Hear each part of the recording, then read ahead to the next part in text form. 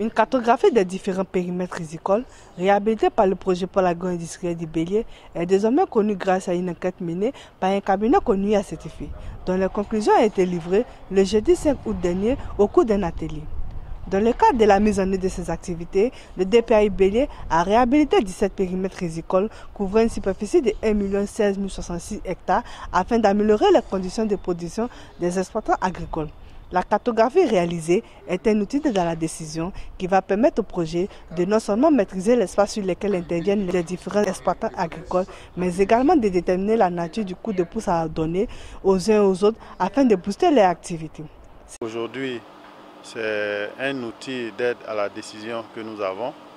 Aujourd'hui, nous pouvons savoir la superficie réelle qui est mise à la disposition de tous les acteurs. D'abord, les coopératives elles-mêmes, elles ont la situation réelle de leur superficie. Ça peut leur permettre, comme je l'ai dit, aller acheter les engrais pour la superficie qu'ils ont, la sémence, commander la sémence, et puis aller trouver le tracteur pour pouvoir labourer la parcelle. Parce que si vous ne connaissez pas la superficie réelle, vous allez dire j'ai 2 hectares alors que vous avez 1,5 hectare. Vous voyez, vous payez pour 2 hectares, alors qu'en réalité, c'est 1,5 hectare qui sont labourés. Donc aujourd'hui, ce travail-là permet aux riziculteurs effectivement de connaître leur superficie, la superficie sur laquelle ils travaillent, et de pouvoir commander les intrants qu'il faut. Ça permet d'optimiser la production sur les parcelles. Tout un projet, au départ, il faut savoir de quoi vous parlez. Quand vous avez un projet, il faut recenser tous les éléments du projet et puis pouvoir faire les planifications.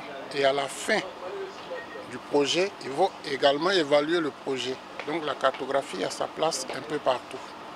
La présentation de cette cartographie a vu la participation d'une vingtaine de responsables des périmètres agricoles, la DERI, la NADER, les industriels et les mini-rizeries.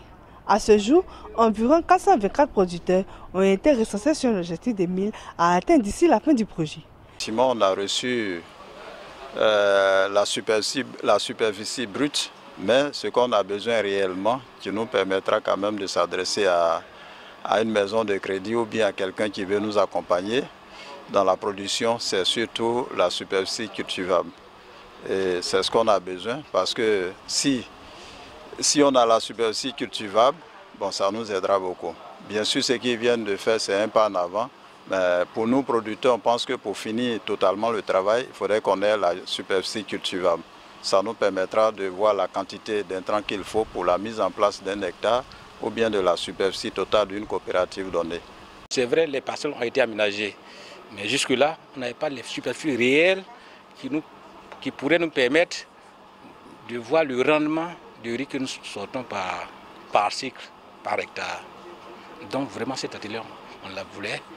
Mais tout à l'heure, vous avez vu qu'on a bien échangé, parce qu'on veut vraiment les superficies réelles qui puissent permettre à un producteur de savoir si son rendement est meilleur par rapport à sa famille, parce qu'on vit du riz aujourd'hui. Il ne faudrait pas qu'on fasse le riz à perte.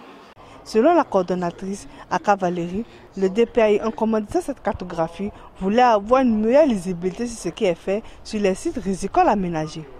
Au total, le programme maintenant réhabilité et aménagé 1 835 000 hectares de périmètres agricoles.